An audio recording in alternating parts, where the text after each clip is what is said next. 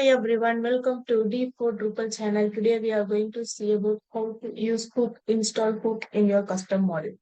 Okay, so this hook will be called once the module is installed. After that, only this hook will get called. So this hook will not contain your router information, whatever you have defined in your custom module, but it will contain the information which you define in your schema function hook schema. If you created any table, after creating the table, if you want to do some changes on the created table or if you want to modify something, you can use this hook install hook. But router information will not be available here. If you want, you have to manually rebuild and you have to use it in your hook install. Okay. So I'm going to define that hook.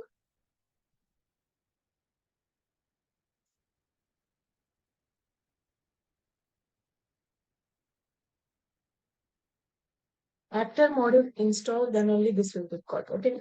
So this testing underscore install.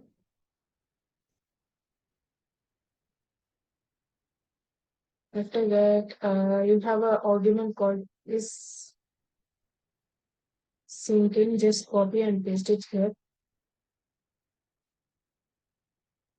So it's a flag. It can be false or true. True means it will be true when you are installing a module by configuration input.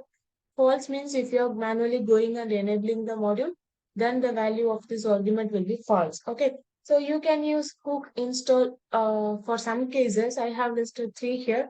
One, like when you want to invalidate some catch when you want to install the module, you can use it, or you can set a state variable, or what you can do, you can set the weight of the module if you want to change. So I will explain all this now. So first you have to include catch namespace. So this is the namespace for catch. So just copy and paste it here. After that, you have to invalidate the catch. Invalidate catch. So here you have to use catch colon invalidate tags. I'm going to invalidate tags. So here you can mention any catch tags. So it can be node ID, or block content, or any taxonomy term or whatever, or render, any catch tags. Okay, any catch tags you can mention and you can invalidate them, or else you can use it for state variable. So where you can set any state value or alter any state value. So state tends to get to set of the variable. So any variable xxx, and then the value of it, by the way. So you can set any state variable, or you can use it when you want to set module weight. So module weight, you have to call a function called module set weight. So this is the function. So in this you have to pass the module name first. It is a testing, and you have to mention the weight 10 or 6 or whatever you want.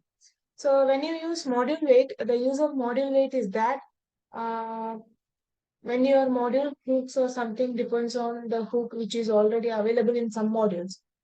In that case, you have to use the module weight. So by default, all the module weight will be 0.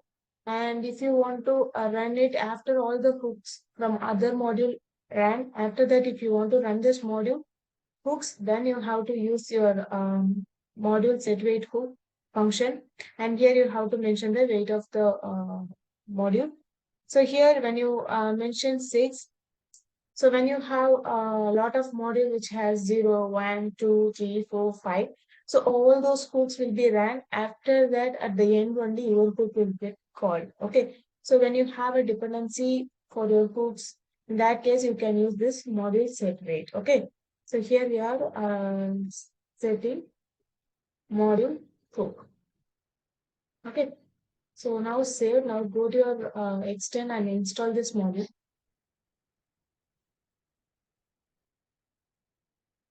Module is testing. Install now all your changes, whatever you mentioned in your install file, all will be replicated.